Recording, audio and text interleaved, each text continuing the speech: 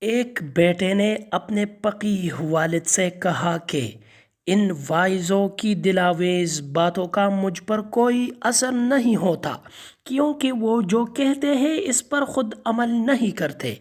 باپ نے کہا، بیٹا، محض اس خیال باطل کی وجہ سے نصیحت کرنے والوں کی طرف سے منہ پھیرنا مناسب نہیں ہے۔ علماء کو گمراہ سمجھنا اور معصوم عالم کی تلاش میں علم سے محروم رہنا اس اندھے کی طرح ہے جو ایک رات کیچڑ میں پھنس گیا تھا اور کہہ رہا تھا، اے مسلمانوں، خدا را میرے راستہ میں چراغ رکھ دو۔ ایک خوش طبع عورت نے اس کی بات سن کر کہا، جب تجھے چراغ ہی نظر نہیں آتا تو اس کی روشنی میں راستہ کیسے تلاش کرے گا؟ میرے عزیز بیٹے، اسی طرح واعظ کی مجلس بزاز کی دکان کی طرح ہے، وہاں جب تک نقد نہ دو گے سامان حاصل نہ کر سکو گے۔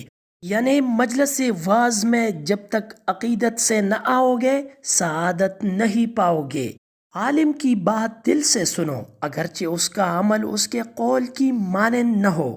انسان کو چاہیے کہ نصیحت کان میں ڈال لے، یعنی قبول کر لے، خواہ وہ دیوار پر لکھی ہو۔